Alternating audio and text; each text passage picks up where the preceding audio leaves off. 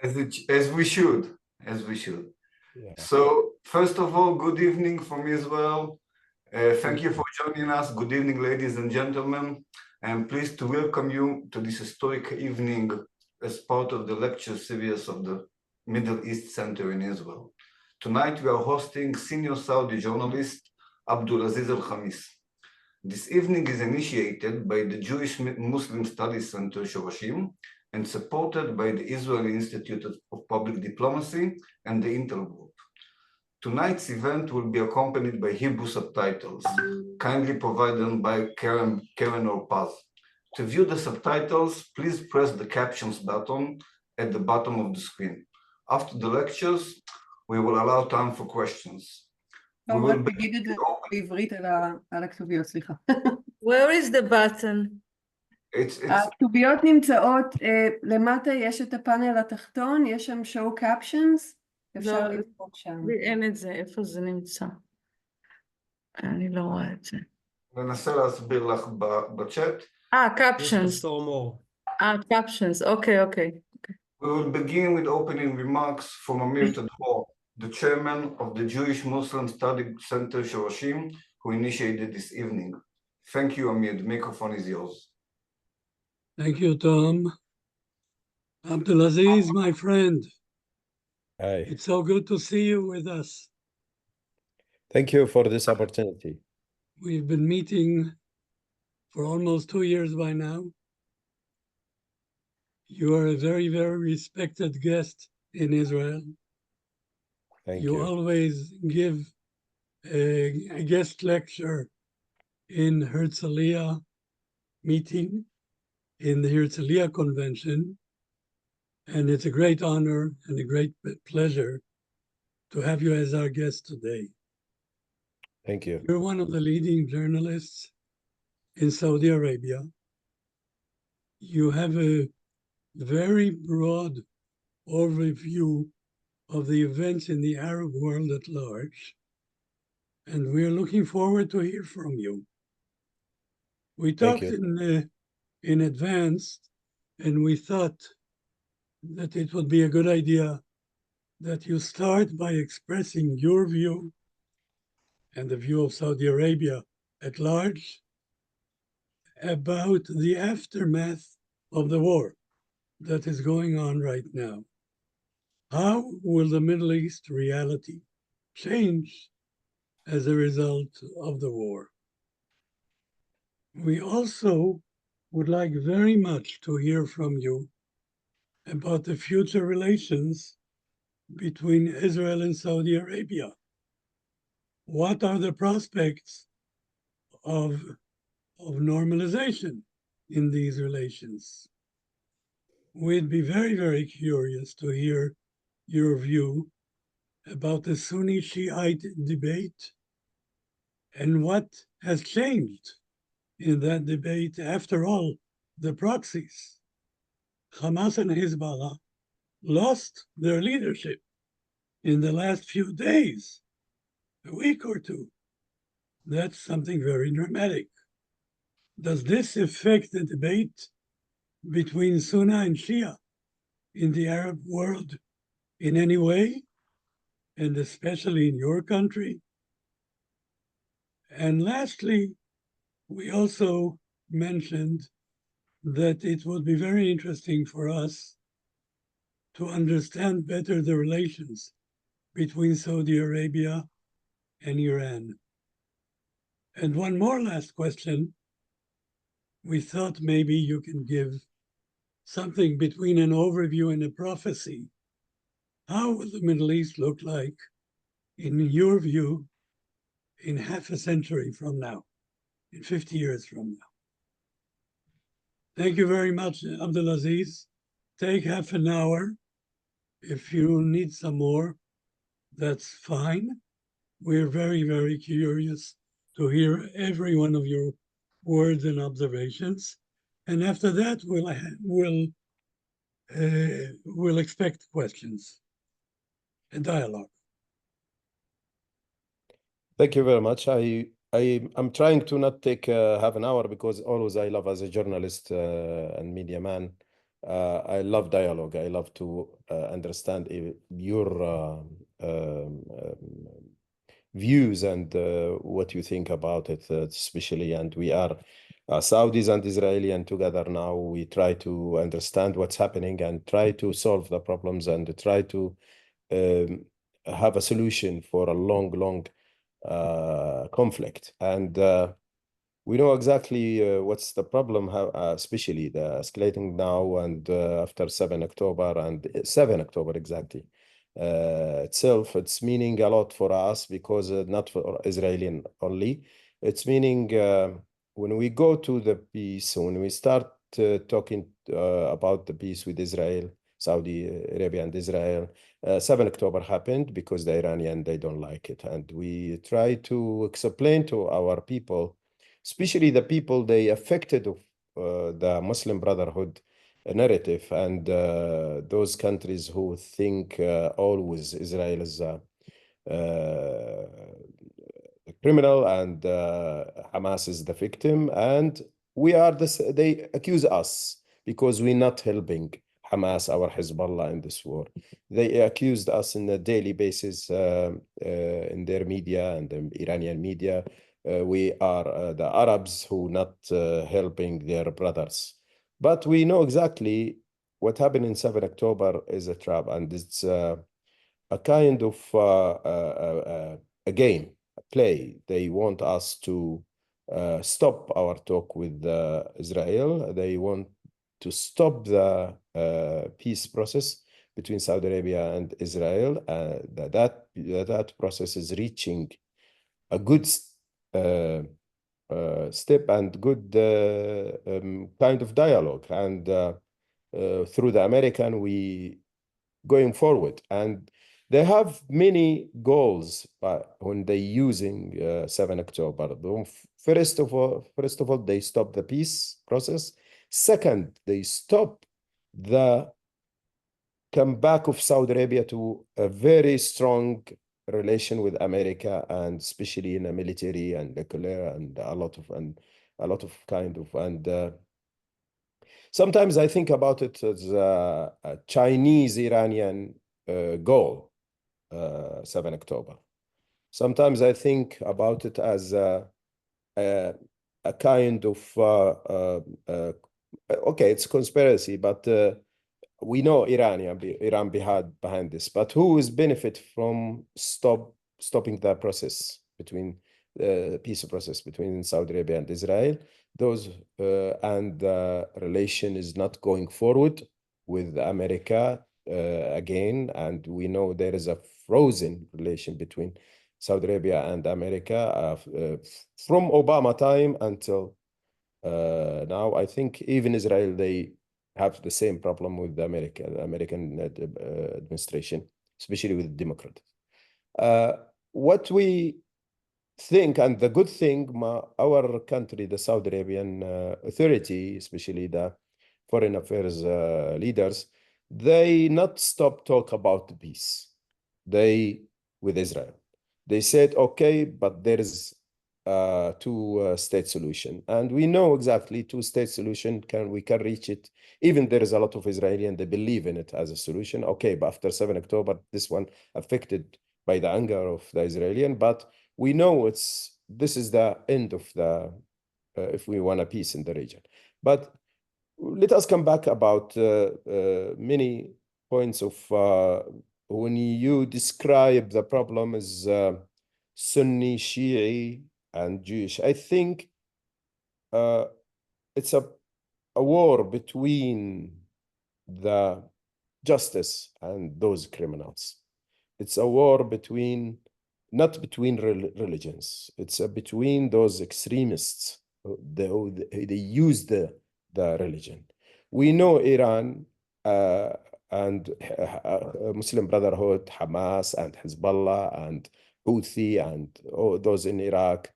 Those, all of them, okay, they are religious branches of Shia and radical Sunni, like Muslim Brotherhood. But we don't call them as a Sunni groups or Shia groups. In my opinion, I call them a political Islam. And political Islam, when we mix religion with politics, it will always give us a disasters. And we saw this in what they call it, the Arab Spring, and what's happening in Egypt, in Syria, in Libya, in Yemen, in Iraq. Many places they affected by Muslim Brotherhood and Shia, our what you call it, political Islam groups, who affected our societies. What happened in 7 October is rising the voice of those people. They against the radical Islam and against extremism and radicalism in the region. The good thing is we can see that in social media, and we see the rises, the huge of voices, Arab voices, they against what Hamas did.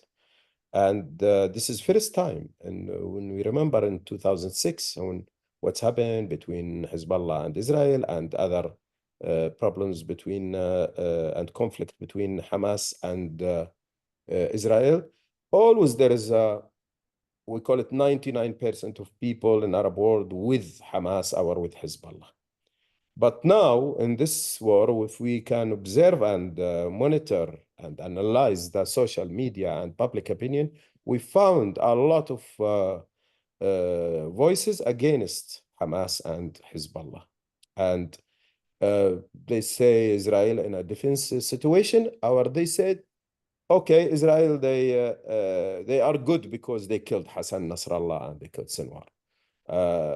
But if we go back to the problem, we know as a Saudis, the problem in Iran and the support of Iran to their proxies. And we have a very bad experience with the United States and Britain with Houthis. When there is a war against Houthis, the American and the British, they stop the Saudi and Emirates and Yemeni troops not to enter Hodeidah. Hodeidah, the city now affected the international marine and international ships. They going to the world, and they affected the international trade.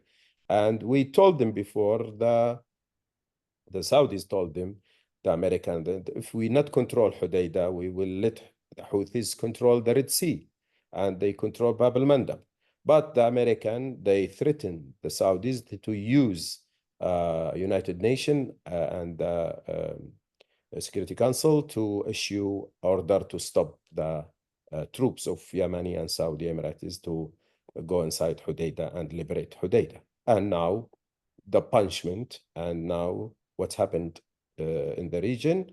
And now we're laughing when we see the British and the American attack the Houthi, and the Saudi and the Emirates, they don't do anything. They just observe what's happening. It's like a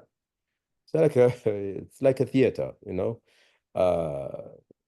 What will happen in the now? I think the Saudis, they know the peace is very important for them and for Israel and for other part of the region. They know the peace is there is a plan to reach the peace.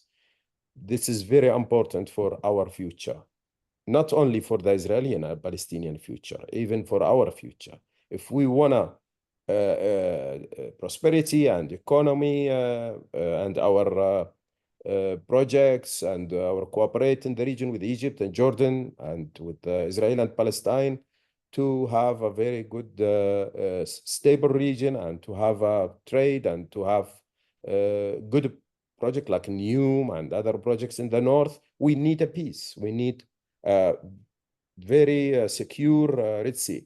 And one day I talked in the Herzliya conference about Red Sea as the start of making a peaceful region. Red Sea security is very important for us and Israeli and other countries in the region, and we should care about it. And we know now we pay the price. We not working in it. Red Sea is very important for us for climate change and for trade and for many things. It's very important sea in the world. But now we found those gang in Sana'a and Saada, they control what's happening, and they threaten to close the Red Sea. And we know without cooperation, it will not good for our future and for our new generation future, for our economy, like a project, mega project like in NEWM and our tourism projects. And we want a very peaceful sea and peaceful region. And without talking with Israeli and with American together on one table, not through a mediator, in my personal opinion, I think the Israeli and Saudis and other Arabs, they should sit and talk. And I know if they start talking directly, they will avoid a lot of mess, a lot of non-understanding of their aims, and without helping, we know those three countries, Israel, Saudi Arabia, United Arab Emirates, those are the only three countries in the region with Qatar. Those four countries, they are very successful and they have a very good economy. They run the region and economy and technology and trade. And without their cooperation together, we will not solve the problems. We will not, and we will leave the scene for the Iranian proxies to run the scene and to destroy all of our dreams of a good, peaceful region. But the problem is, we still facing the threat and the afraid from the Arab and Muslim public opinion. And those, they want peace with Israel, they want some benefit from it to show the Arab world and Muslim world we have a peace with Israel, and Israel give us this. We will give Israel and Israel will give us. And this is a win-win game. It's not only Israel will take only the peace and without nothing. And we know, in our leader's opinion, is Palestinian problems should be solved, and it's the key of the to solve all of the problem, to have a peaceful region.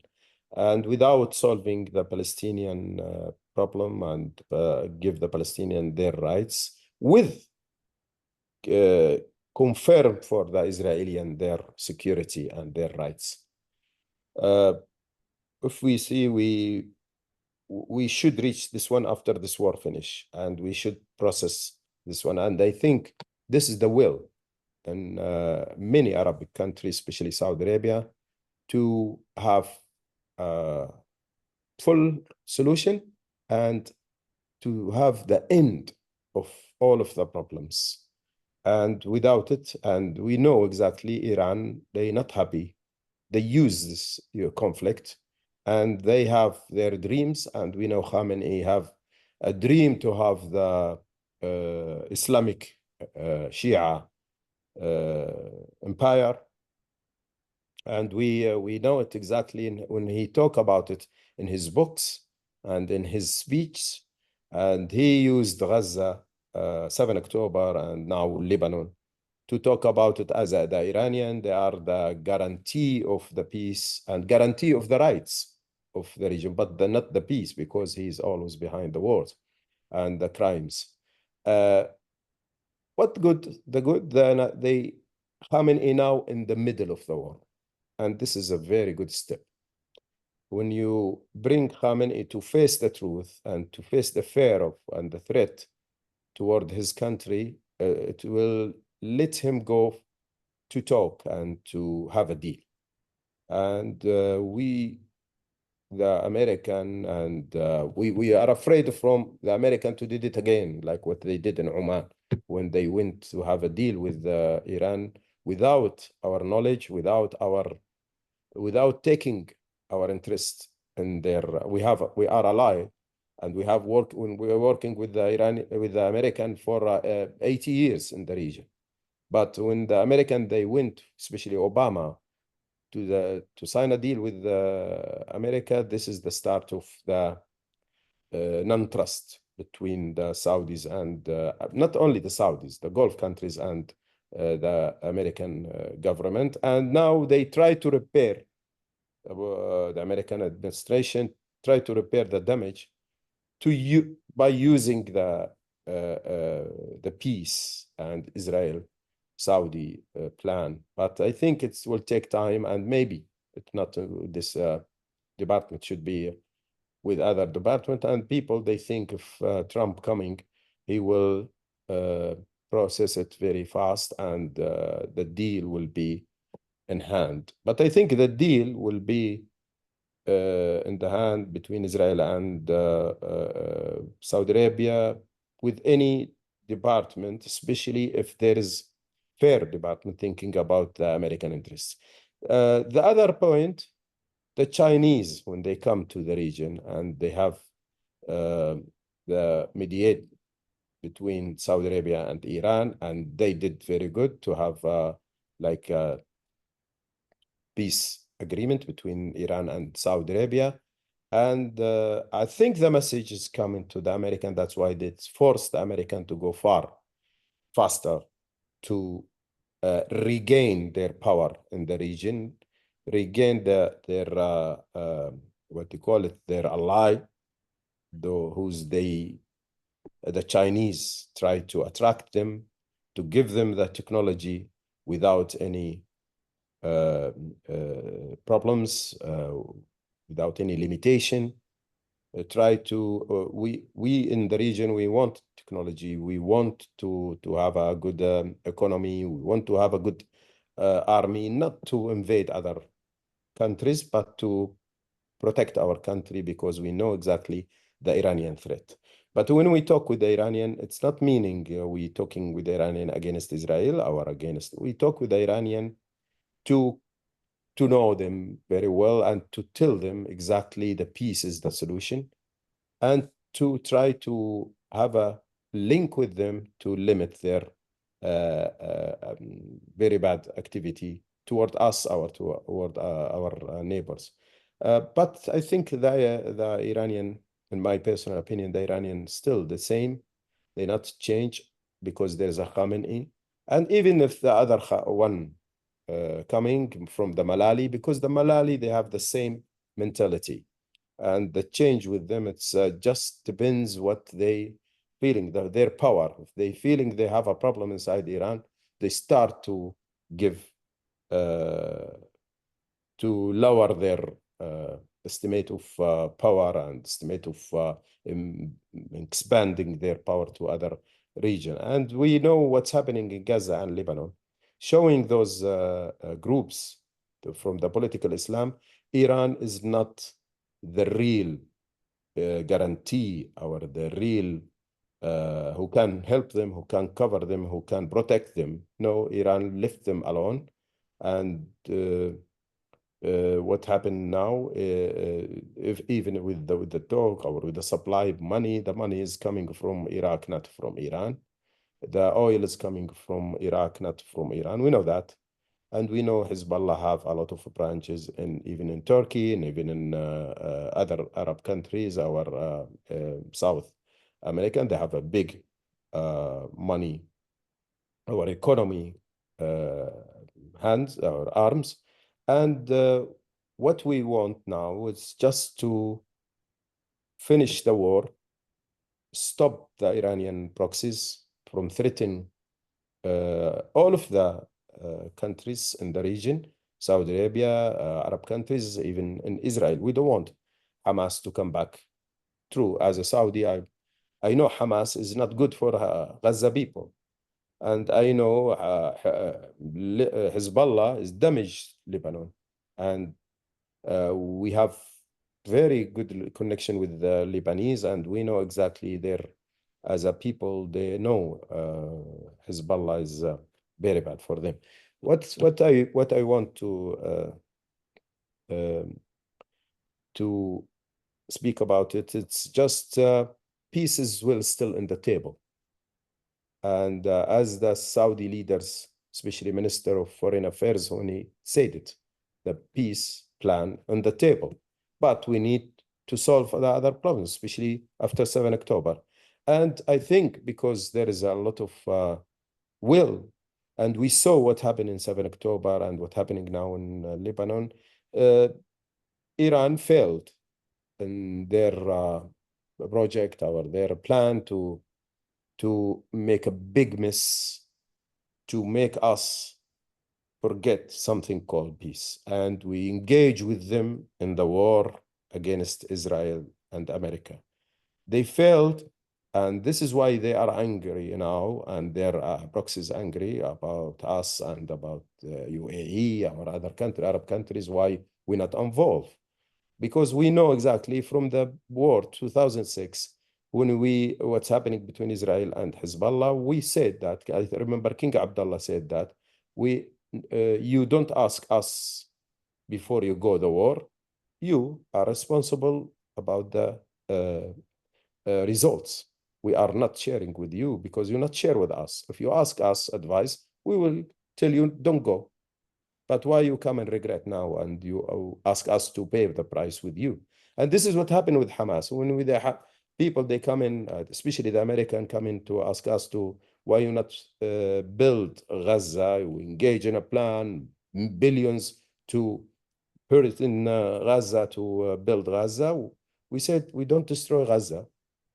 The Iranian behind it, the Israeli army, they did it.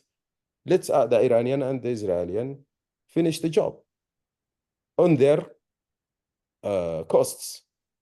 We know the security. We know what's happening in 7 October. This is a big crime. Nobody, as a human being, respect our will be part of paying a price to Hamas and their leaders. Hamas, they did a crime, and they should punish, and they should removed from the scene in Gaza, and they should, Gaza people, they have a very good rulers and very good authority. It doesn't matter who, but it's a matter of a peaceful guy who can bring the bread to the table in Gaza, not to bring the gun. And this is what our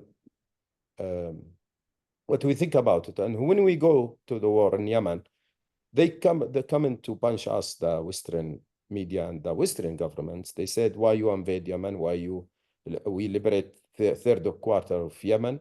Because we know Iran behind Houthi, and Iran will work in Yemen, will use Houthi, same like what they used Hezbollah against Israel. They will use Houthi against Saudi Arabia, and they will create South Lebanon in our south border.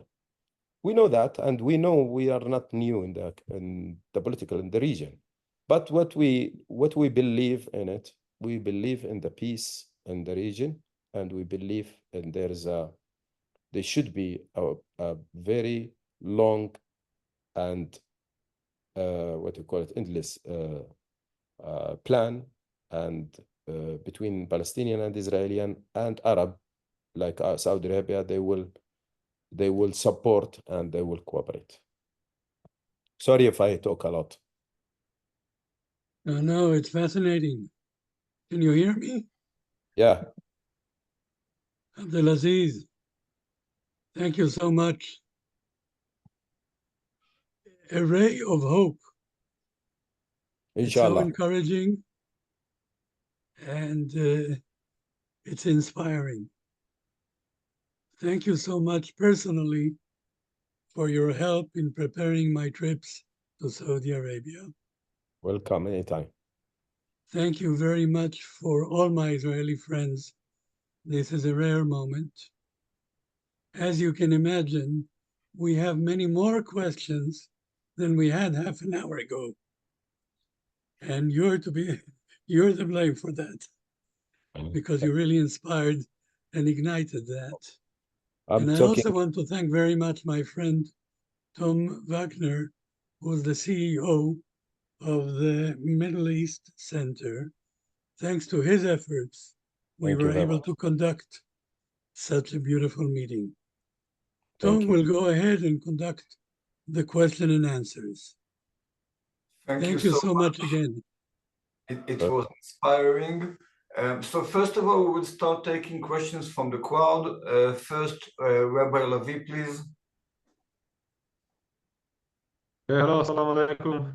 Thank you so much for your words. My name is Rabbi Aharon Ariel Lavi. I manage the Orthodox Interfaith Center, and we work to make religion part of the solution to what's going on in the area. And my question is, it seems like the way you describe it is that what Iran is trying to do is take a local conflict we have between Israelis and Palestinians and transform that has some religious aspects and transform that into a religious world war, which has nothing to do with the Palestinians. They want to reestablish a Muslim caliphate. They want to take over Mecca. We know what they're after. They're not after Jerusalem. They're after Mecca.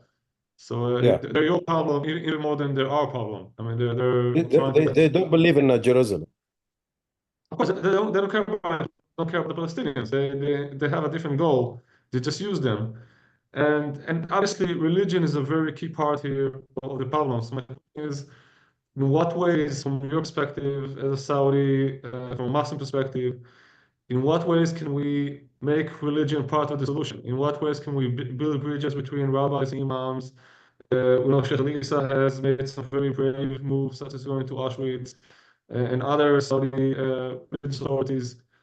Is that something that is still on the table? Is that maybe that's not the best time to do something like how should we as religious leaders act to support the diplomatic efforts? We don't want to endanger them. We want to promote them. So what would be your advice to rabbis and imams, what we should or should not do at this point? I can't talk on behalf of the rabbis because I'm not informative very good. I know some of the religious Jewish religious leaders in London when I lived in London for many years, and I have good relation with them. But we not involved in activities. We missed that time. We should involve in it, but to improve the life and cooperation between the people. But I think we have a problem in Arab world, something called Muslim Brotherhood. All of the hate speech and the people they against dialogue between the Jewish and Christian and Muslims. And we know Saudi, they have a very big organization who involve in the dialogue between the religions. And they have, I think, their center in Lisbon, in Portugal. And Muhammad Isa, he's one of the people, he engaged in it, and he went to the Poland and to the Holocaust sites, and he prayed there. And he's a Saudi minister, and he's one of the big clerk in the big authority of fatwa in Saudi Arabia. And it's showing you that Saudis, they want to talk, they want to improve the environment of dialogue. And what the problem is, who's his enemy? Muhammad Isa and his project and the Muslim Tasama, we call it Tasama. Who's the enemy of it is the Muslim Brotherhood organization in Qatar. And Muslim Brotherhood organization called Ittihad Ulama al-Muslimin, the Muslim Clerks Association. And this association have a very big activity against the Jewish. They own a lot of mosques in Europe. They run monthly salaries for a lot of imams in Europe, who's they behind a lot of criminals against Jewish and against even Muslims in the region. And we know in France, they have a very big fight with them. Now in Germany, they stop many of them for them and for the Iranian. There is a wake in Europe against Muslim Brotherhood after 7 October. We paid 7 October, what happened, the victims, because these activities of hate, and Iran and Muslim Brotherhood behind it. And we know I remember there is a lot of, when I've been in London, there is a talking between the two, the Iranian agents in London and the Muslim Brotherhood office in Cricklewood in London. And there is a lot of activities between them against us and against Israel. Against us as a moderate Islam country, as a people believing in development, in health, education, technology, to improve our people life, not to train them to be terrorists or to create terrorism groups in other countries to use them in our benefit. We not do it. We can't do it. It's very easy for us. The money and Mecca and Medina. We can use Mecca and Medina and our Sunni, and we are the Sunni heart of the world, Muslim heart in the world, even for others groups. We are Mecca and Medina, and we can use the same tactics the Iranian they use to create these groups, Sunni radical groups. But no, even those Sunni like Al-Qaeda or ISIS, they attacked us. They killed a lot of Saudis, and we paid a lot of prices because we fight against them. And now we are same like Israel. We fight the same battle against the same enemies. And that's why it will help us to talk more about how to cooperate. And we know exactly that political Islam, not Sunni and Shia, I just put it in political Islam, and Muslim Brotherhood activities and Iranian activities, this is the enemy of the stability in the region. And any country in the region want to control their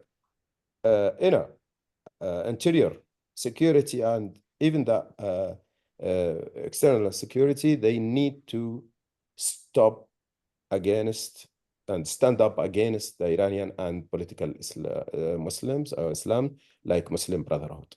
Those groups who behind all of these crimes, and imams, rabbis, and all of the other branches of the religions, they should together working against the hate, against the and with respect other regions, and with praying for the peace in their thoughts and when they talk with their people. Without it, I think we find, I remember, we have this radical speech and hate speech in our mosques. But now, when the new government in Saudi Arabia came to the power, we, especially MBS, stop all of this hate and radical, clean the mosques from it. Now nobody can talk about it and about other religion, very bad. And even if one of them, they punch him and it's a crime. And this is good, and they should use it in all of the countries. But we know they don't use it. There's the mosques in Arab world and Muslim world is not under control of the moderate speech, of the moderate thoughts, of the liberal thoughts, of the people they think about peace and tolerance.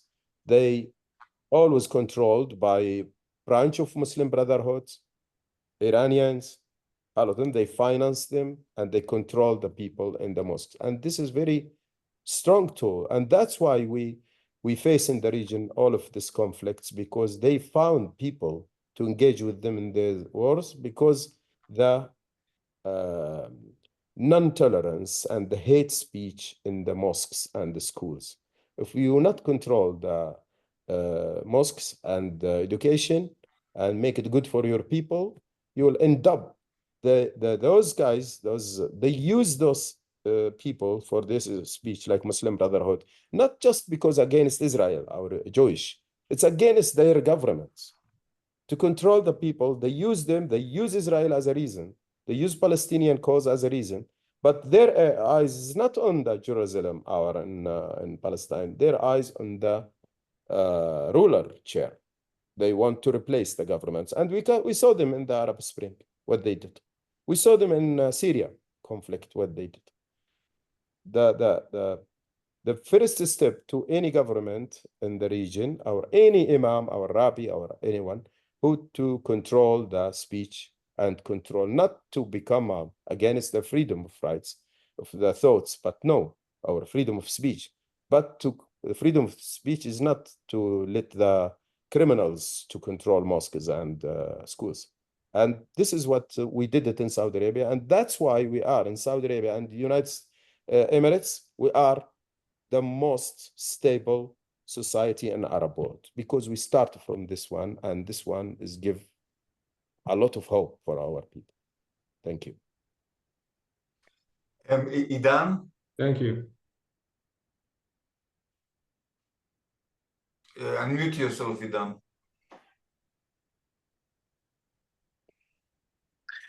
All right, can you hear me? Yeah. Nice to meet you, Mr. Abdulaziz. I'm Idan, and I'm a Middle East researcher. And I want to let you know something. It was very thrilling to hear your kind words, and it's indeed very positive to hear this pro-peace approach. I want to let you know something that I'll be very honest with you. It doesn't necessarily make too much an impression on me. And I wish to explain you why, please. When I hear how much we have common enemies, it doesn't still make you as Saudis as if you're prepared to make peace with us. Let me please, if you don't mind, just to read for you a statement that your government issued only yesterday, and it says this: تعرض وزارة الخارجية إدانة المملكة العربية السعودية بأشد العبارات قصف قوات الاحتلال الإسرائيلي على منازل في بلدة بيت لاهيا. The Kingdom of Saudi Arabia is condemning at the strongest terms the Israeli bombardment on Beit Lahia. Obviously, I realize you still have to make, to sympathize with your Palestinian brethren, but that was, as you say, ashad al-ibarat, the strongest term. I think you could have avoided that. Or I'll tell you, let me give you another example. You began your speech when we have to, you said the end goal is to give the Palestinian a state. Sir, I honestly don't understand. There are no Israelis left still believe in that thing, a Palestinian state. Check out, please. I just would like to give you an idea. This is what's underneath surface. Palestinian children are training to murder Jews. This is culture. This is culture. So what I wish to say to you is it doesn't mean that we don't want peace. We sure do. But I'm not sure the Saudi government or the Saudi people, and I'm a lot of time walking into Twitter, and I'm going on Twitter, and I have so many Saudi followers. Half of them love Israel, half of them hate Israel. I still think there's still much work to be done ahead instead of giving the ultimate trophy two-state solution. I just hear the same pre-Oslo Accords double language. So it was very important for me to point you out this thing, that I just hear the Oslo Accords all over again, and new Middle East, two-state solution. We have been there, and it doesn't work, and it ends very, very bad. And I wish to have your reference about that, sir. And I still, by the way, don't get me wrong, I really want to make peace with it. We really want to get into a peace. Yeah. But I don't know, it doesn't impress me when I hear the 1990s all over again, as if empty words, guarantees by whom? By America, who betrayed us, and you, the Saudis, and Ukraine, and itself. Thank you so much, sir. I'll be very happy to hear your thoughts.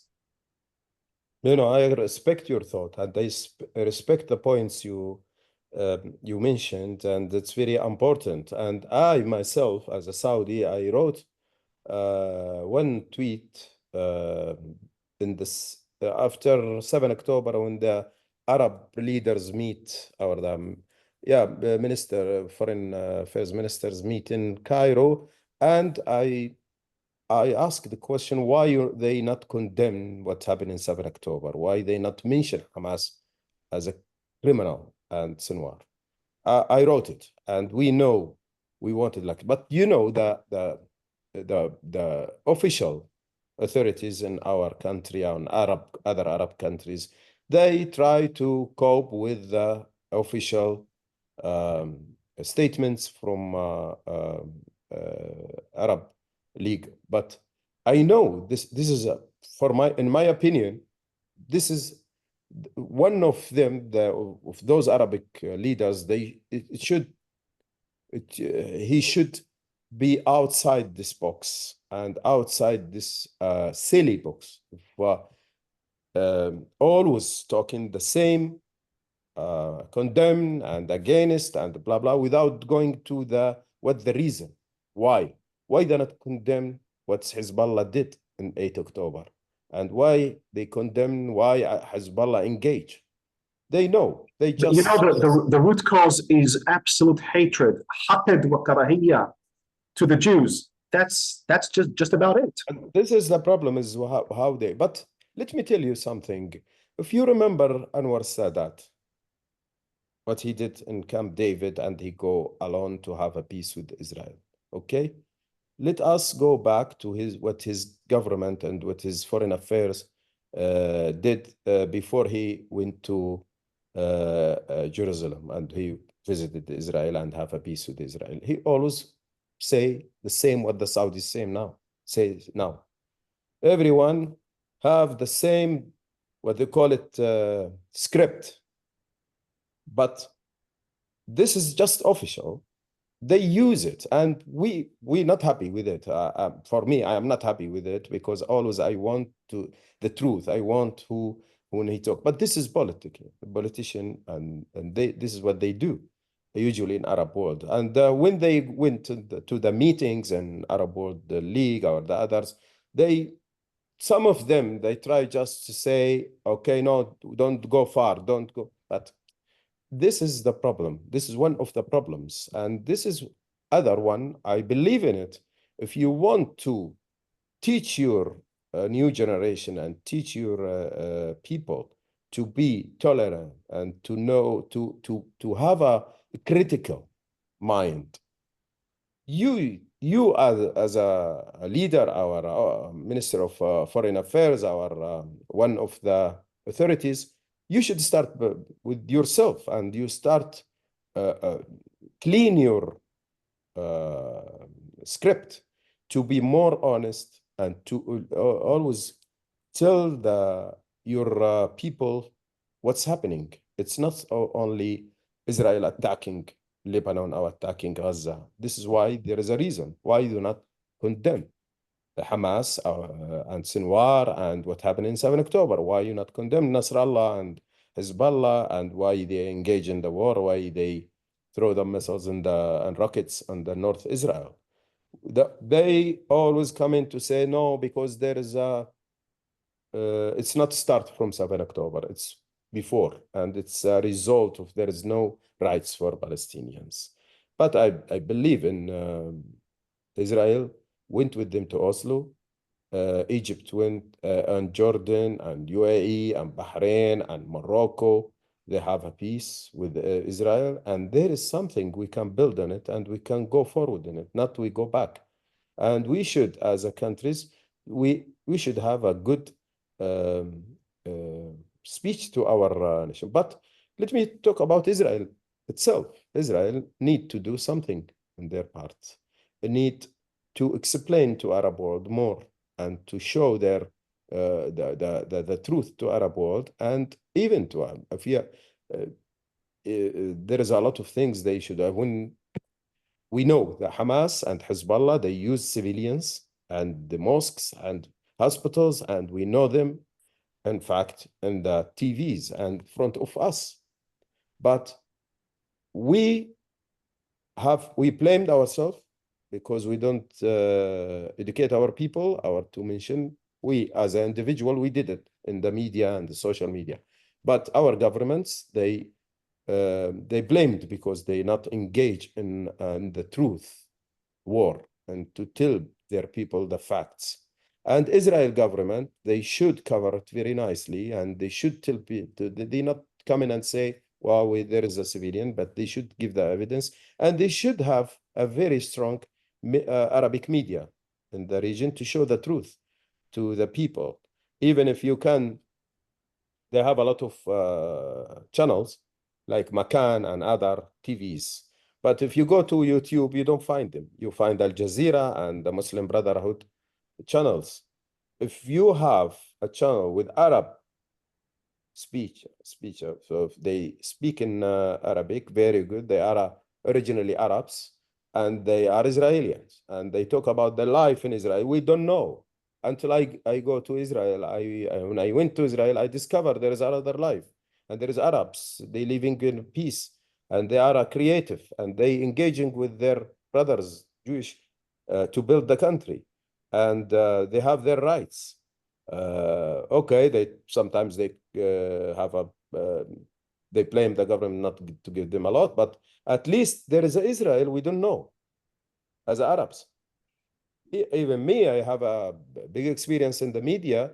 I don't know how come the new generation and the youngs, the Israel, they should not only use the army and use the weapons to solve the problems. They should have other war. It's a mind war, and they should they play the mind very good, and they should show their opinions in the media, and they should show their culture, and there's a tolerance, and the Israeli is not always against Arabs, and there's Arab Israelis, and they have their culture, and they believe in a tolerance, and we should engage with the dialogue.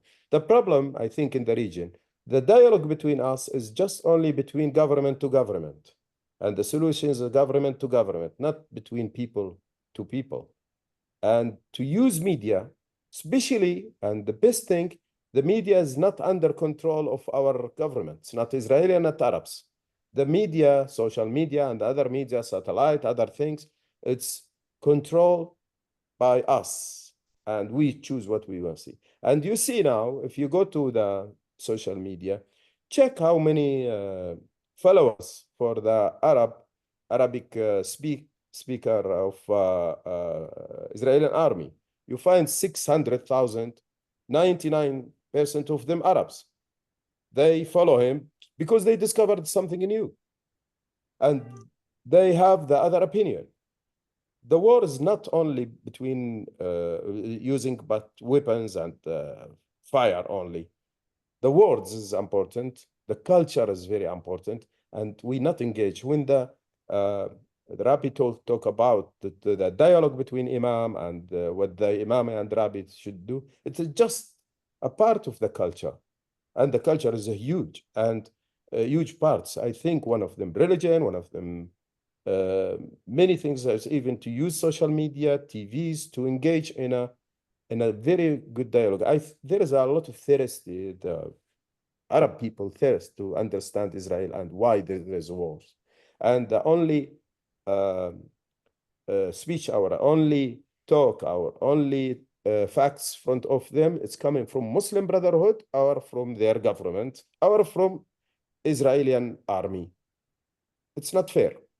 There should be most person to person in our region, and more open to dialogue between the cultures, between the religions, talking to anyone, talking to the Moroccan, to Algerian, they don't know exactly what they don't know about Israel, only what's happening in Gaza. And they don't know anything. You have no activity from Israel toward people, normal people, Arab normal people in Tunis, in Algeria, in Egypt, even the Egyptian, you have a peace agreement with them. You can't to have a dialogue with them, very healthy dialogue, to not engage with them for a cultural projects, to let them know what's happening in Gaza very well. I think there is our main part of our war in the region to have a peace is a culture war. Thank you so much. I see that we have Noor Dahari with us. Welcome, Noor. It is a great pleasure to have you here. And of course, if you want the flow, if you want to introduce yourself to the crowd before you will ask a question, it will be my pleasure and honor. And of course, I will allow more questions afterward. Don't worry. Our guest will allow it. Thank you very much, Ibrahim. I really appreciate you. You bring us such a great journalist, a scholar from Saudi Arabia, Abdulaziz Alkhamis. Assalamu alaikum wa rahmatullah. Right. My name is Noor Dari. I run the institute here, Counterterrorism, Islamic Theology of Counterterrorism in UK. And I have authored a few books and write something on Israel-Palestinian. I was very anti-Israel in my days, originally from Pakistan, always fully supporter of Hamas and Hezbollah and all my life. But now, thanks to Israelis, I learned the truth. I visited Israel a few times. I'm listening to your conversation. It's very fascinating and very informative. Okay, a few things I noted. Yes, you were talking about that Saudi people, they don't know about Israel, and Israelis should do something in an Arabic language to promote the Arab society and Muslim society. Obviously, the Arabic language is the second largest language in Israel, as well as because when I go to Israel, I really struggle because there's everything written either in Hebrew or Arabic, which I don't know. So yes, the Arab world, the Saudi Arab must know these things. That Arab Islam is a second religion, Arab culture is a second culture in Israel. You said about statehood in Palestinians. Okay, let me remind you. Obviously, you know that Israel has offered few times Palestinian their state. But they are the people, Yasser Arafat, they have rejected. And you remember, my friend, that one time, so mediator between Saudi Arabia was a mediator, and Turkey bin Faisal is an intelligence chief, Prince Turkey. He was in the middle, and he did a great effort to bring Israel on the negotiation, on the deal which Israel offered to Yasser Arafat. Never happened before. And Yasser Arafat was the one, because Israel was ready to give them even half East Jerusalem to Palestinians with Al-Aqsa, with billions of dollar aid, and so many benefits, which you are very much aware of that. And it was Yasser Arafat who declined this one because of the few conditions he put, which cannot be possible because he ran away. He ran away. He ran away. He ran away from Bandar al-Sultan. He lived in his plane, and they don't know where is he. Exactly. So the thing is that Bandar al-Sultan said that Yasser Arafat, sir, after that you rejected statehood, and after that any Palestinian blood will be shed, it will be on your shoulder, not Israelis. And it is quoted. It's a very historic quote. Now, after that, the Arab world should not blame on Israel for not offering statehood to the Palestinians, because they did not only one time, three times. It are these Muslim brothers, as you said, these Muslim brothers, the Iranians, agents, they don't want to create a state. They don't want people live peace with Israel. They don't want the Palestinians should have their own state. But now what happened on 7th October, obviously it closed the completely door, the statehood to the Palestinians. And the Palestinians, if the statehood offer the Palestinians, which ones? Gaza have their different ruling, and the Palestinian Authority have a different administration. And even within the Palestinian, they have Nablus, Jenin is out of control of Palestinian Authority. Palestinian Authority officials cannot even officially enter into Nablus and Jenin. They have 3-4 fictions. Which fiction can be ruled? Because we have seen in 2006, there when Israel completely pulled out of Gaza, and the Palestinian Authority took over, then the Hamas could not even tolerate, and what the genocide they have done in there. So my question is, I think, what should we can do together? You can do like Saudians. Because if you look at the Abraham Accords, what I see, Abraham Accord is not yet people to people. It's actually state to states. not in people to people. The problem is it should be people to people. Saudi Arabia obviously did not join the Abraham Accord yet. Though His Excellency MBS, he has many times in the US visit, willing to accept Israel, willing to start and diplomatic ties, make a diplomatic ties with the state of Israel. But the thing is this: obviously, you know that Saudi Arabia is hub of Muslims, Ummah, is a center of Islam. And Mohammed bin Salman, always, obviously, he has to take a very, very careful step so that it cannot create any problem in the region, because that's not a Mohammed bin Salman, only Saudi Arabia. When Saudi Arabia will join Ibrahim Accords, definitely it's many Muslim countries will be ready to join Ibrahim Accords. The Palestinian, I think the state of Saudi Arabia, the Kingdom of Saudi Arabia, they should as well to educate, because should start educating from the bottom, should start educating the people like you, type of educated people should come into the TV and they can explain, look, Israel was ready to offer them the statehood. Their leaders who are obstacle for the peace, they are the leader who obstacle, they don't want a state. They want always create they always want something to create so that they can continue attacking Israel and continue killing the Jews. So I think you, as a Saudi journalist, media can play a very crucial role in that. You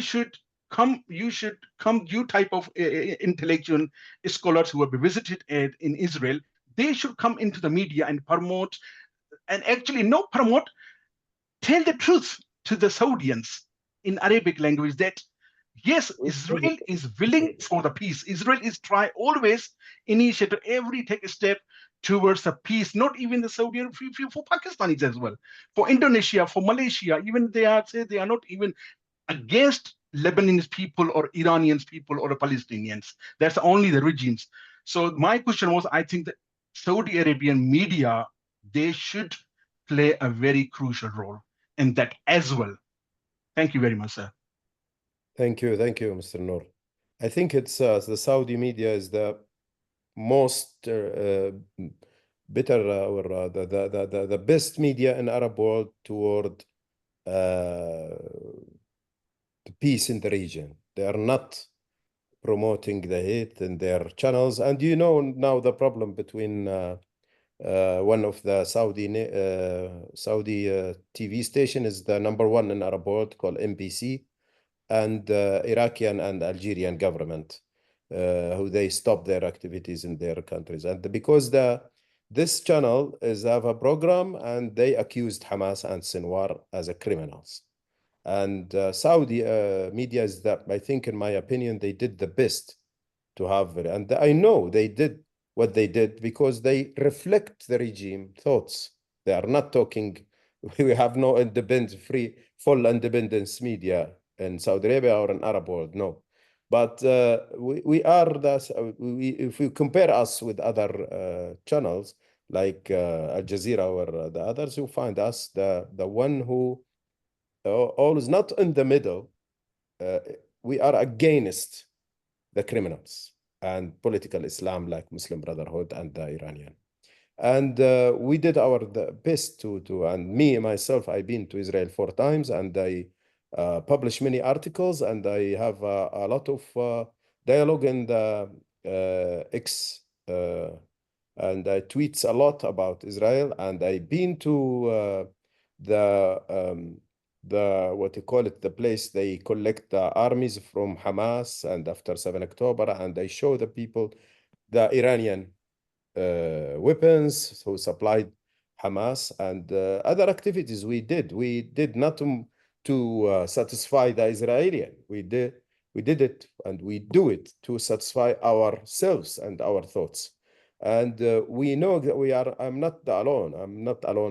And we've been with other people from Saudi or from other countries in Arab world who try to educate people and try to help people. Even we face a lot of challenges and life threats, and we have a lot of problems And people, they ask us, why do you do this? You don't need to do this. Leave them alone. You will damage your reputation. No, I'm not damaging my reputation. I'm cleaning my heart and cleaning myself from the thoughts when I am young and I am being under the control of the Muslim Brotherhood and other leftists or Arabists who always try to teach us the hate and teach us to be against others.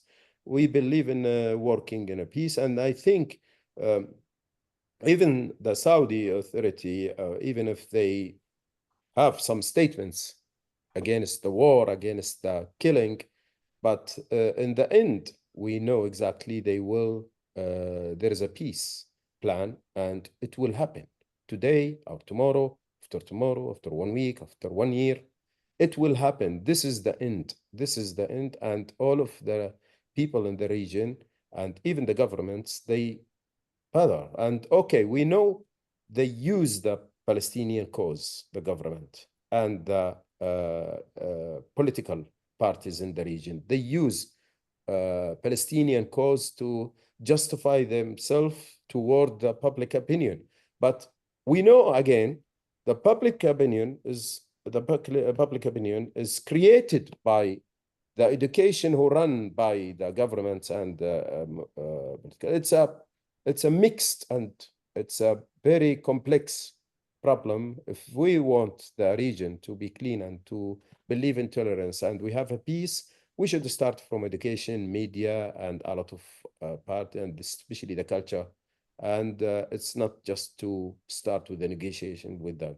And we know exactly, some of you ask me a question, why we not go to the peace directly, why we talk like what the government talk now.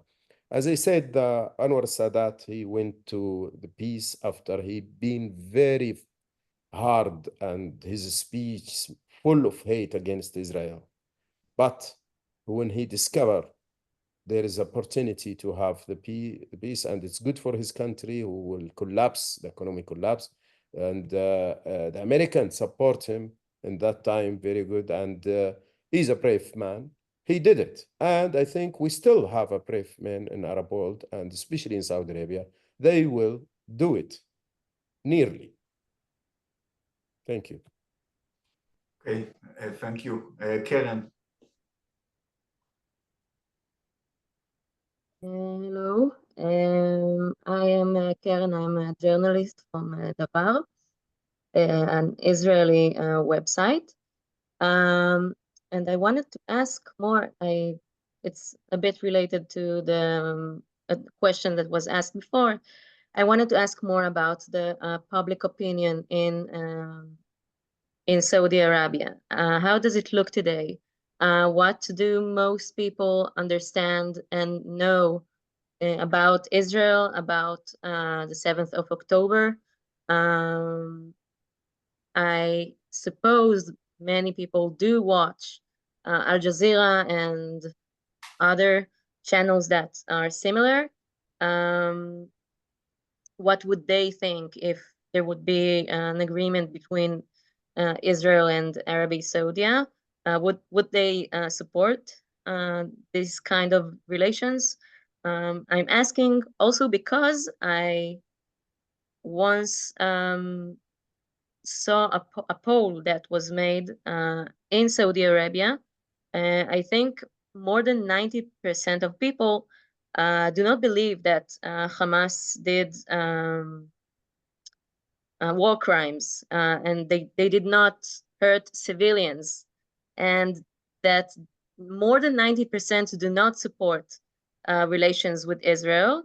So I read that poll. I don't know if it does like really reflect the public opinion, and I wanted to ask like what is your perspective on that? Do you believe in Saudi Arabia there is anyone free to do a political pool? We have nothing. Nobody can. No organization can do a political, especially political. Even if you do trade or you want to check a brand acceptance in the society, you need you need to call the Ministry of Interior and to have a permission to do it. What do you think about it if they did do like a political poll and ask them about Hamas or Israel or I think it's not allowed. This fake poll, will not be right. And even I know when there is a war and there is a killing and there is a Al Jazeera and the other showing children and showing people will be against Israel. People, they, as I told you, they when 7 October happened, it's not explained very well for the people. And even after that, it's just the people like they have a fish memory. What's happened in 7 October is forgotten because there is a after 7 October, there is a lot of every day there's a killing. And every day there is a story. There is a hospital, there is a school, there is a blah, blah, blah, blah. And all of this will affect the public opinion. But believe me, this poll is fake and it's not true. And we know the guy is named Shakaki. He's a Palestinian Hamas. He did it. And the Western media, they talk it as a right. This is not truth. But the truth is people in Saudi Arabia against killing, against the war from the two parties, not with this one against this one. We not deal with the matter like this. But they believe in a peace and they believe in the Palestinian Authority, Hamas, our Fatah. They are very bad and they should be removed. And they believe in the future of the Palestinians should be with the new leaders who knows exactly they are not corrupted and they knows exactly the importance of the peace. We know Yasser Arafat, he missed the opportunities many times, and we know he used Hamas in his last days against Israel he used them as like a card in his talk with the Israeli, even if he is in Ramallah. We know exactly always the Palestinians, they did very big mistakes, and they are always using their case for their personal interests. And we have in the public opinion, Saudi public opinion, not trust of the Palestinian, not Hamas, not Fatah. We know the public opinion, they know exactly the Hamas is the reason of this war, Iran, and Hamas is just a tool. And I think the people, they are under effect of a long decades of education about the Palestinian cause. We just release our education from the hands of Muslim Brotherhood. Our books is written before by their philosophers and their scholars, Muslim Brotherhood, and always full of hate and non-tolerance, especially toward other religions. And they always designed the mind of the people through the mosques and through the schools. Now, alhamdulillah, we are free and we have a new generation preparing for the future, for work and economy, not for hate and wars. And I believe public opinion in Saudi Arabia is improving, and you can observe the social media. You will find a lot of voices, thousands of voices against Hamas. Thank you very much. So, James, are you with us? Okay, if not, I'll let Dvor ask.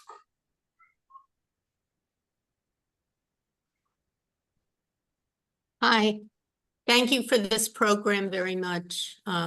It's very insightful and informative and a good experience to hear other people committed to finding a solution. How realistic do you see? Most of you people are involved in various kinds of organizations and journalism. I'm just a private citizen who cares, really. And I don't have a lot of experience dealing with high-level people solving problems. So I don't know how realistic it is to think that the people who would be considered influencers, leaders of nations, people in politics, people with a lot of money, how realistic is it to think that people who want peace in the world and in a particular region could network with each other to put pressure on or to influence those other nations and leaders who want power and to exploit others and to control vast regions? Is it realistic to think that we can do something to change the tide of this hatred in the world? You know, I'm sitting here with my sister at a table in Massachusetts right now, and the both of us would be committed to doing whatever it took to help save this world. We would give up everything for that if there was something that we could commit ourselves to doing. And we don't know what to do. What are we doing? We're sitting here at this computer, learning from all of you, trying to get direction from all of you, movers and shakers in the world. And I can't believe that it's hopeless. I have to believe there is something somehow, somewhere, something we're all overlooking, some truth that can be disseminated to the world, for the world to understand that hatred and destruction is not going to save this world.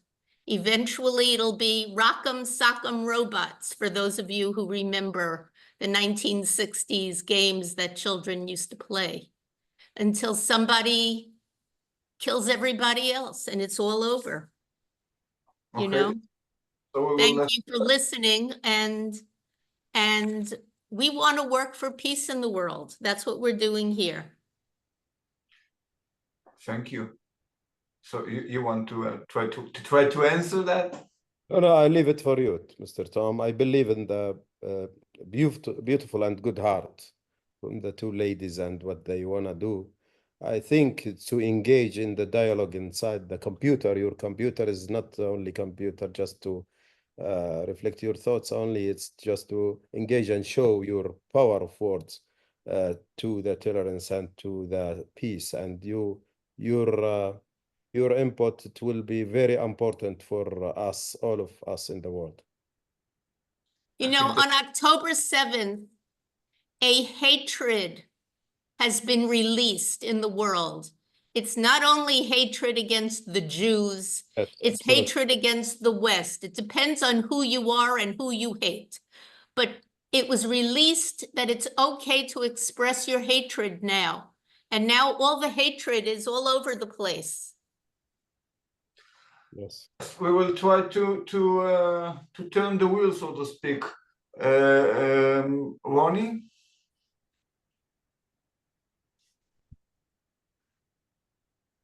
Thank you. First of all, it's very exciting to be here. And I wanted to ask if you think there's a way to make a bridge between the West and I forgot the word, then Mizrach leMa'arav. I'm trying to understand why there's so much conflict between two cultures and how we can make a bridge, and what is my responsibility in Israel, like what can I do right here?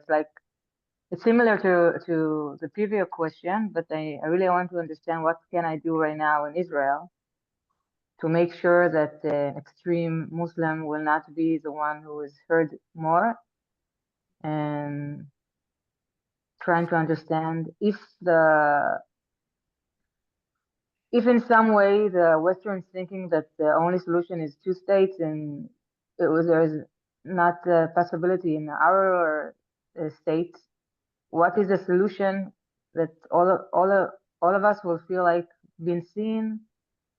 And it could be like a healing of the trauma of the wounds that we are all the cycle for many generations. I'd be happy to hear what you think we can do and what we can say if the Western saying or Palestinian saying, if you want peace, you need two-state solution.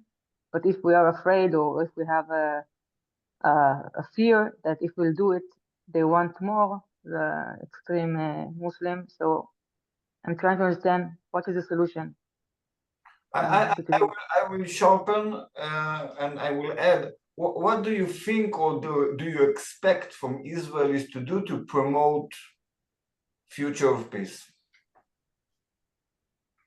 Yeah, I think I've been to Israel and I heard and I meet with a lot of people. They believe in peace and they have a plan and they engage in the dialogues and they engage in a lot of organizations who work for the peace of the region, and they have plans and they have a lot of good thoughts, and but it's not reflect on our side in Arab world. But I think the most important thing for people they living in Israel to work inside Israel, to work with the Palestinians' voices inside Israel, to improve the dialogue and to improve the solutions and to find good organizations who can help to improve this one.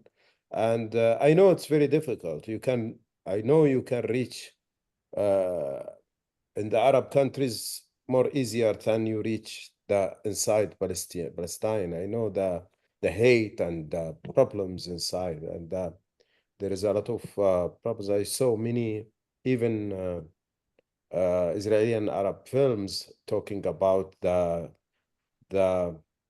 hate and the fight between the cultures. And but the good thing is the people, they start locally, they act locally. It's very important for the peace in the region.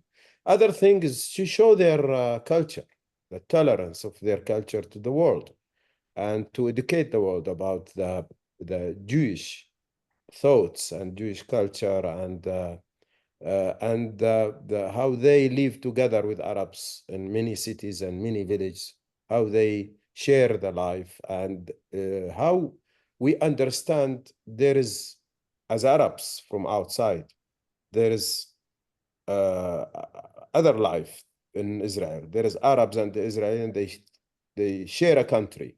And there is a lot of Arab soldiers they killed in this war, Israeli and Arab, especially the last one in Gaza.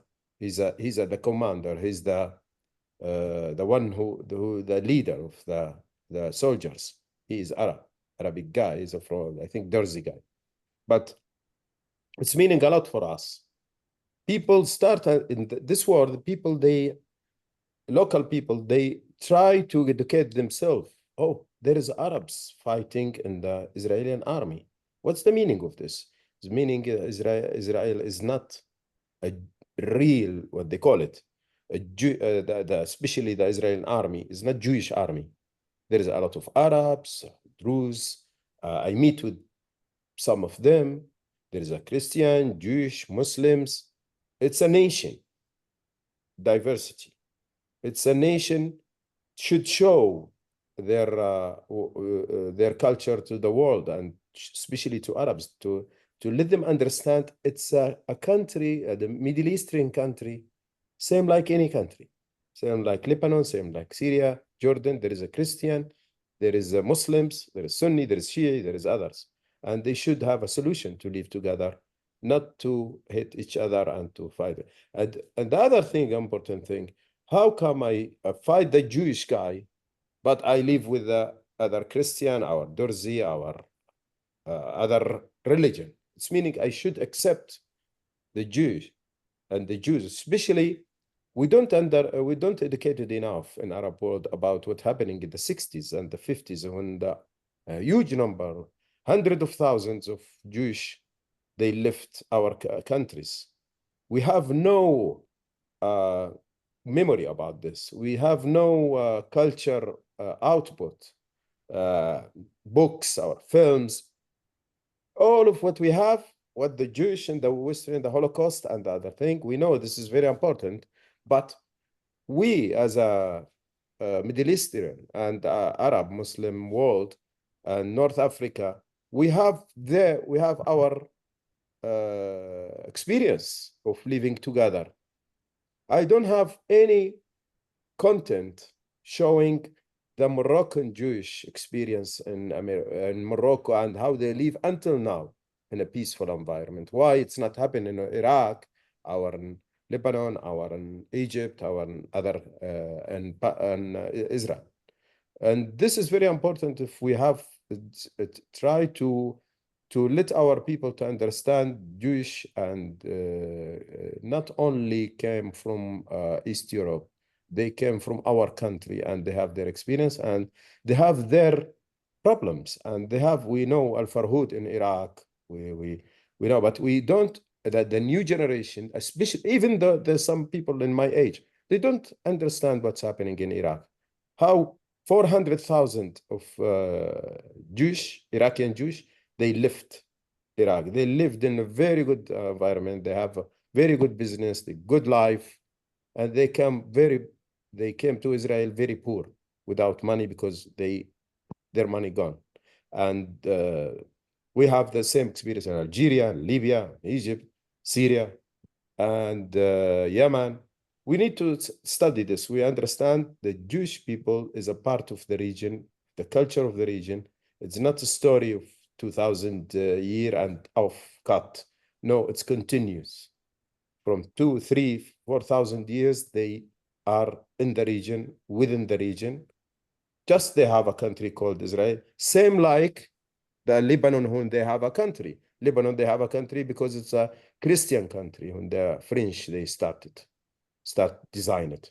Iraq is not a country of Iraq before. It's three countries, the south and the central and the north, Al-Mosul, Baghdad, and Al-Basra. And before they are not together in one country. Syria, same. It's not just only the Israel. It's suddenly become a country. It's come in 1948. Before most of Arab countries become a country, states. We need to teach our people this history, and we need some people, they write about it and discover the truth for the people.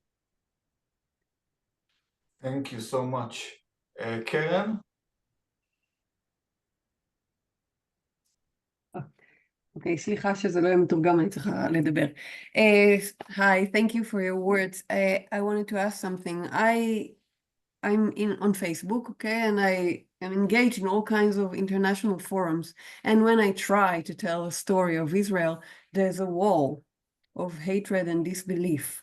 And because people are convinced that they are so filled with this hatred and suspicious eye, they wouldn't accept anything I say. They tell me, okay, you're lying. And I think that people from Arab countries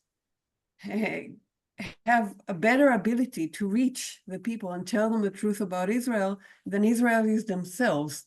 Like, I would be really willing to explain everything and to tell everything, but I keep bumping into that wall of suspect and disbelief. So what do you say about that? If you say that Israel should be the one to publish, they would just say it in the same way that they claim that the 7th of October footage was, directed by Israel.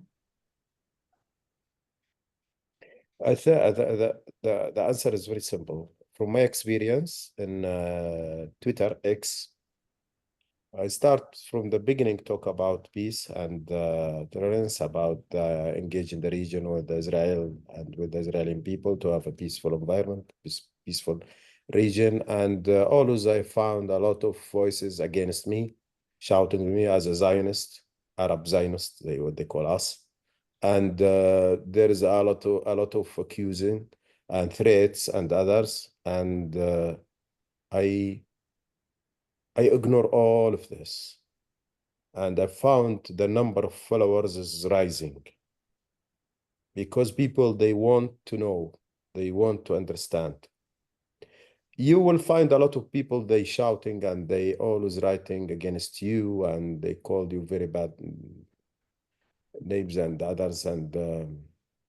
But believe me, just say what in your heart and go. Leave them alone. Leave them, what we call it in Arabic, eating their livers. They eating themselves. But you are happy because you see, you say what you believe in, and you're happy what you said. What you did is the right, and the others don't care about the others. The others, you teach them indirectly. You throw the information, throw the truth, and it will stuck in their memory, even if they reject it in the first. Me, I read a lot of books about Israel and about what's happening in the region before. And because I am young, I believe in all of those stories. But it's not affected me when I start reading outside the box, outside our circle, our society, and discover new thoughts when I improve myself. But these things, it's what I learned it before and what I heard it before, it's still with me. Just I use it to clarify and to know exactly what's happening before and what the mistakes that they did it before in education and in the mosques and in many fields of communication. Thank you. Okay, Aviad, please. First of all, thank you very much for everything that you said till now. And my question is very simple. Do you think that the Saudi government is trying to counteract the huge influence, or shall I say, the vile influence of Qatar in the Arab world, Qatar and the Muslim Brotherhood alike, in the Arab world and in the Western world as well? And the same question should go to Al Jazeera, to the Al Jazeera poisonous influence within the region. Thank you. I think it's the Saudi government. They don't care about what's happening through those. I know they have we have problems before with Qatar because these things, but now we believe, especially about the revolution of social media, the truth. It's a war of cultures, a war of minds, and a war of words. And we know exactly if we care about our words and what we want to say and what we want to do and what's our position, we will win the game. And at least we win our people. We clear our society from this hate and the other thing. We know exactly, we have a plan called 2030. And this 2030 is want to reach 2030 with a diversity of economy. We can't do it. We can't have diversity of economy and we have many outside oil circle and the income of oil. We just live in oil, income of oil. We want tourism, we want sport, we want industry, we want technology. With hate and with this closed society, with this speech, with these problems, with this narrow mind, we will not reach anything. We will fail and our society will fail. But I think the good thing, we're growing very fast. Our economy growing very fast. We are one of the 20 greatest economies in the world, and not because the oil only, our trade and our industry expanding very well. And we build a very big infrastructure. We just not building the roads and the factories and the buildings. We building the people who they have an open mind, who they can interact with others, who can live with others, not only because their religion, but because what they think about it and what they can benefit together, how they exchange the knowledge together and the technology. And this is a good point. And that's why the peace with Israel, a very important part of our vision 2030. It's not, okay, we will try to help to have the Palestinian, but we not help the Palestinian because the Palestinian. We help the Palestinian because the peace is very important for our region and for our vision. This is my opinion, personal opinion. I think why we want to go with a solution between Israel and Palestinian, because the peace in the region, it will help us, all of us, and especially us, our interests and our people for our vision. Thank you. Okay, Tal. شكرا أوي. شكرا. Hello, I'm a science teacher in Israel, and for me, I think that you have to raise the how do we say degel? I forgot the word. Okay, to say that saving the nature is the most important. The flag, yes, to raise the flag. Who speaks about nature. I mean, each war is a very bad thing for the nature. I mean, it destroys our planet. You know, all the human beings live on the same earth. I mean, why to fight? I mean, we empty our natural resource. We empty everything. We will stay with nothing. I mean, we don't need a bomb to ruin everything, because we ruin it all the time, because the language of war is not a language which we can live on this earth. There won't be an earth. There will be nothing left here. I mean, how can people don't understand it? It seems to me so ridiculous. I mean, it seems to me, wow, it seems to me black and white. The question, I think, do you want to relate?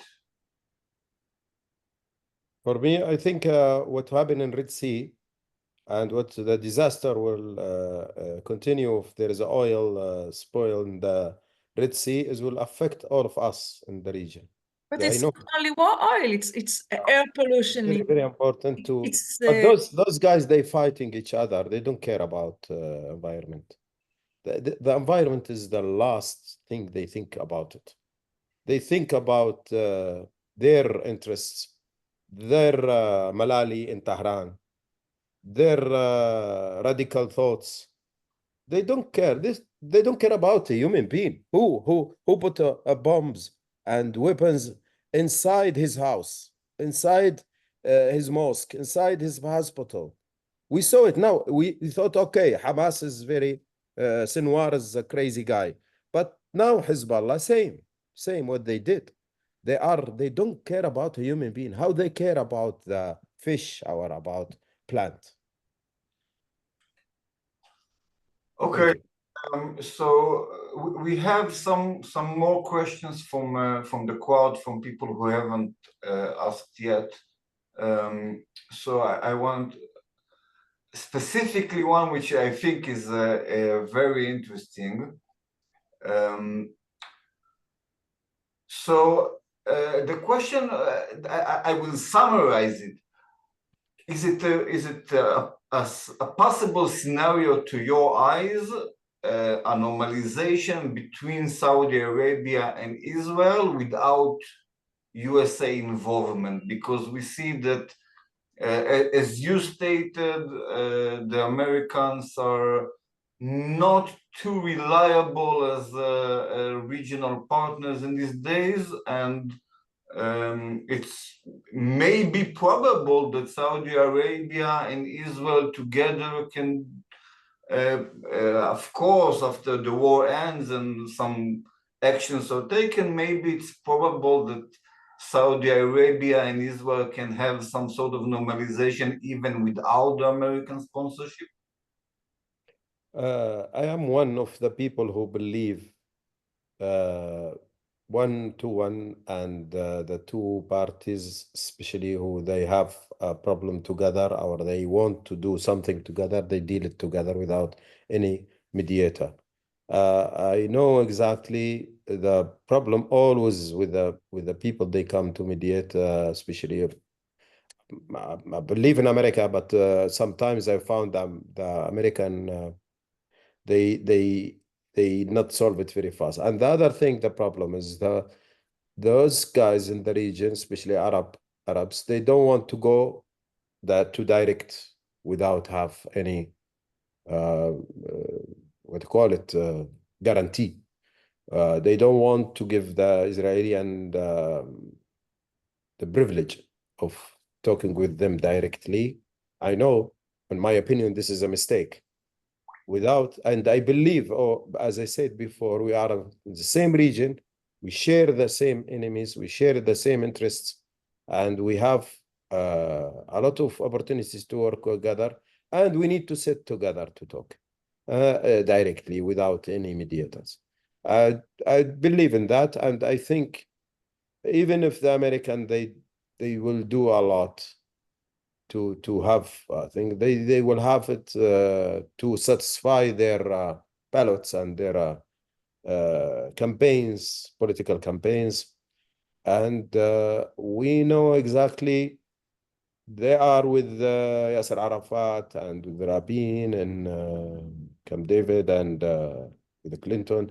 They are with Egypt and Jordan, but we know exactly what's happening is not what we call it true peace, the peace between people. It's just peace between the governments. And to reach this one, if I compare what's happening between Israel and Egypt and Jordan, what's happening between Israel and Bahrain and Emirates and Morocco, I'll find the new Abraham Accord more advanced than what's happened in Camp David and with the Wadi Araba between Jordan and Israel. I found a lot of people, Israeli in Dubai, in Abu Dhabi, in Bahrain, and they have good life. Some of them, they shift to work here and they have companies here in Dubai and they live. I found them, they talk Hebrew in the restaurants without any fear, without any problems. They living very good life. They have a lot of friends, Emiratis or Bahraini or Moroccan. I found a lot of Moroccan people, they engage with them in a business, and here in Emirates. This is what they call it peace. And I know there is a lot of people, they're against this, but they can't do it because it's sharing of the government power and people engagement and people interests. Economy is very important to bring people to people and culture. Okay, we are lucky we have a good government in UAE and Bahrain and Morocco who support the engagement, and we have government in Egypt against any engagement between Israeli and Egyptian. We have the media, Egyptian media, a lot of hate against Israeli, and still they have many content is not working toward the peace and working on Camp David Saul. But I think it's in the end, it will happen. It's a kind of culture. And I think we just start to have a new generation with the social media and with the big window can see the things better than us in our young years. And I think it will improve in the future, especially if the governments help to contain and to fight against radical thoughts. Great, thank you. I was summarizing the questions on the group chat, and I think you answered them. We are coming towards the end, but the two questions I think that you may have still not answered yet. One, how do you see the difference in the end game between the Palestinian Authority and Hamas because for some Israelis or for some Israeli perspective, it's basically the same goals, but maybe different tactics. I believe in that. I believe. I think as I said before, Palestinian Authority need a new leaders. I think people in Palestine is affected of years of government and education, same like other Arabic country, but they are more because they are in contact with Israel. But there is a good points in the contact with Israel, and we have a links between them. They should help, but you know, the Muslim Brotherhood is very strong in Gaza and West Bank. We know Fatah president, our authority, Abbas, he can't rule outside Ramallah. That's why the Palestinian, especially West Bank, and okay, we talk about Gaza, Gaza will finish, but West Bank is needing a new leader, a good leader who believe in peace, who work hard for his people interests, and who know exactly the importance of the security of Israel to have a good life for Palestinians. Great, thank you. Miriam, you wanted to ask something? Oh yeah, I wanted to just going back to, so thank you for answering my question about, oh wait, I'll turn my video back on, sorry.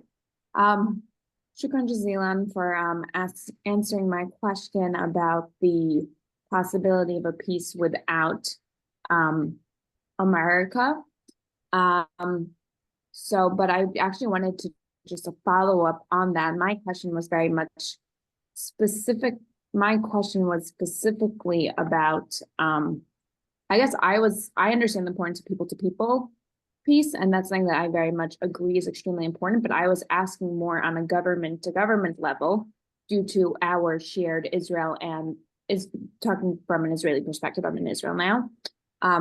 Israel to Saudi, there are shared interests in the region against Iran, against radical Islam, against extremist movements that we both have an interest in combating. How do we, I guess, do you think it's possible that there could be a peace directly between the governments because it satisfies both of our goals, and America has been very much abandoning us, whether it be criticizing you guys in Saudi Arabia for your attacks on Yemen, which then escalated bigger issues now for the US and their shipping, whether it be criticizing the UAE for also their attacks on Yemen, whether it be criticizing us in Israel on our attacks against Gaza, and et cetera, et cetera, et cetera.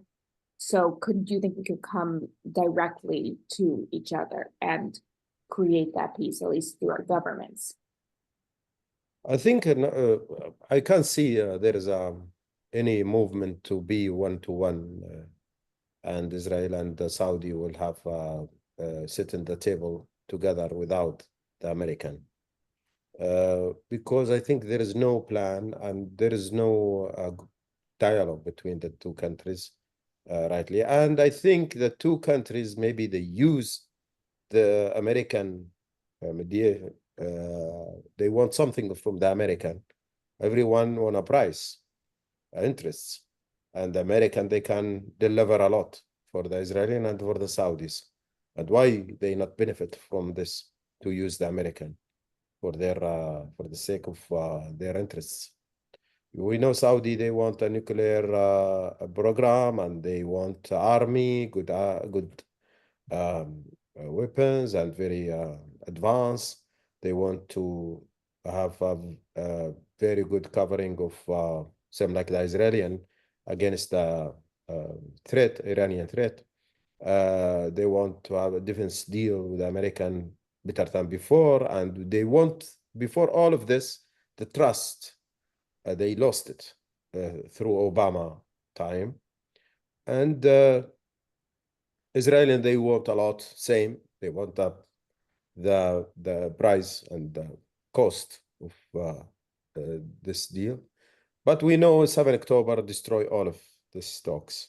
And I didn't see, if something happened, if it change in the future, like a war, direct war between Israel and Iran involved the region, try to destroy the oil or any, Saudi interests, and they attacked us or attacked Emirates or Kuwait or other countries. It will meaning we will fight with Israel against Iran. It's meaning the war between us will destroyed, and we will be in cooperate because it's our life. It's the war. We don't care who will fight with us, and we will fight together with anyone, even with the devil, to win. And it will open the door for direct talk between us, between our armies, between our politicians together. But it's meaning the Iranian, what they did in 7 October, they will destroy it. They want us to not talk, and they bring us more to talk, and to not to talk, to fight together. And it will be big mistake. I think Khamenei will not do it. And that's why he slow his reactions always against Israel, and he tried to avoid to put the Iran against Israel directly. And he knows, okay, he threatened the Gulf countries, but we know exactly we as a Gulf countries the best air air forces. It's American equipments. It's F-16, F-15, and Israel, they have better than us, but we are all of us with the same military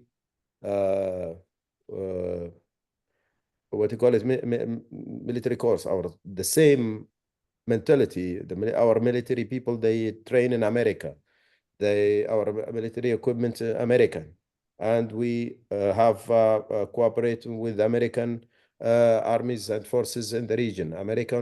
America have a lot of bases in the region, and America, if they want to engage with Israel in the war, they should use the bases in the region. They should, even if they ask them don't do it, but they will use it because it's a war.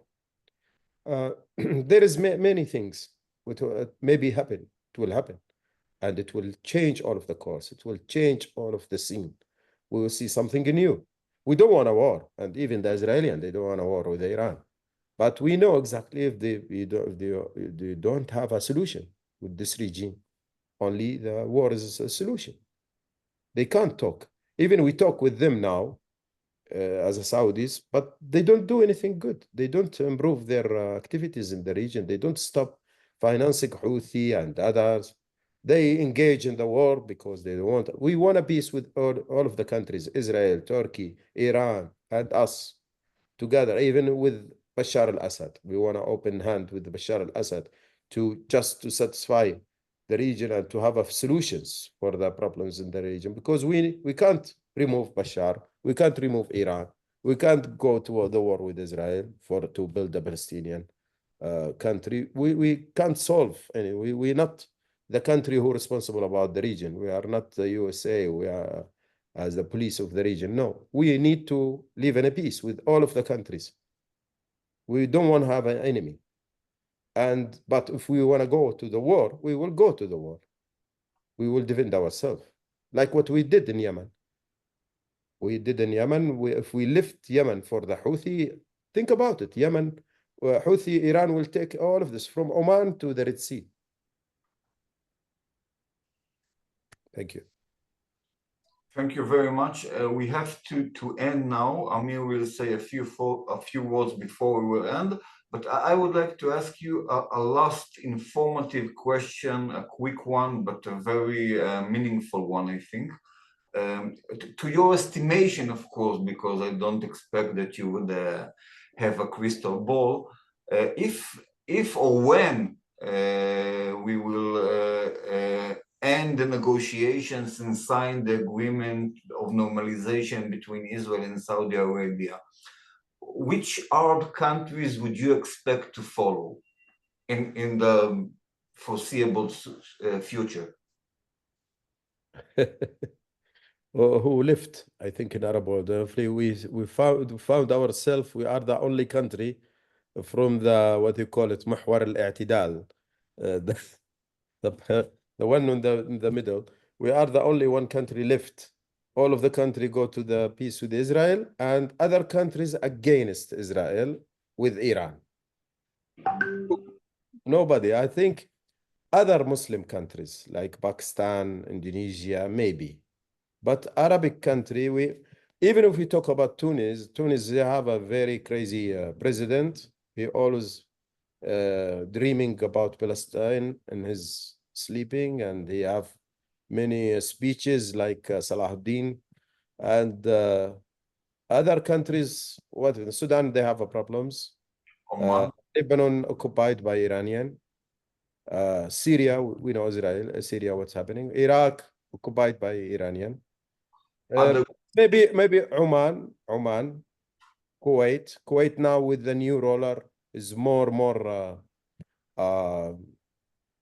progress to have a very good government and to govern very good, and the Muslim Brotherhood influences and authority is going down, and the prince is the sheikh is control the country very well. I think Oman and Kuwait, maybe Qatar, if they see we have a relation, and UAE and Bahrain, they should engage. I think it's Gulf, mostly Gulf. Other countries, Arab countries, they are not in the mood of peace. They use in locally, especially Algeria, inside their people, they use Palestinian cause as a, what we call it, a controller, to control people and to use them. Okay, thank you so much. Amir, would you like to say a few words to end? Yes. Abdulaziz, my dear friend, I'd like to end this beautiful session, Appreciate a very inspiring one,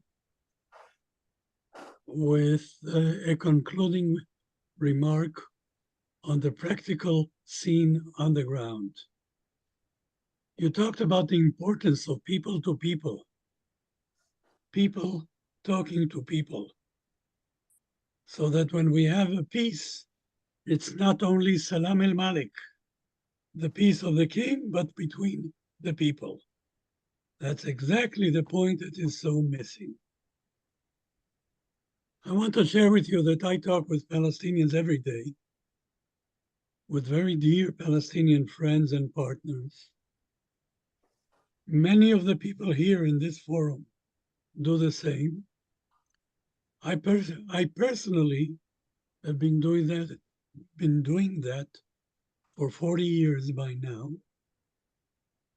In a way, this has become the center of my life. And I realize now that this evening, with your inspiring message, first of all, I'll say with all responsibility, I know what I'm talking about. The thousands of people in Israel and Palestinians will get a positive message from this session. I say that with all responsibility. I know who is present in this session, which means that you personally and us together with you, we already started building that bridge that you talk about so much. Thank you. However, I have great expectations from you. As you can imagine, the big question is, what will happen tomorrow, 8 o'clock in the morning, with all this positive energy that you have created and we have created together as partners for peace as a group? And I would expect from you, since I know your capabilities, to open doors for us, or maybe that we all become some kind of a task force together. 3, 4 phone calls from you, because you are very, very centrally located in Riyadh, can open some of the most important doors in Saudi Arabia. You know that, and I know that. Let's work on it together. We've been working on this together already in the last 1.5 years. And one of the fruits of that cooperation is this evening. But we need much more than that. And if you find the time and the energy, and I'd like to ask that you do, you know what, Abdulaziz? I will take a plane next week to Riyadh and come back to Saudi Arabia with the people that you set up for me and my friends as an ongoing working task force. We can make a difference together. I believe in that. Thank agree you with you. so much for your time and your energy and Thank your you very much. inspiration. Thank you for all of your support and for all of the people. And I hope it's there is the end of the war and end of all of this conflict. And I believe in a very beautiful future for all of us. Thank you. Amen. Thank you. you. Bye-bye. Thank you so much. Thank you. Thank you. Excuse me, will the recording be available to us? Yes, we will send it. Good Thank evening. you. Good evening. Thank you.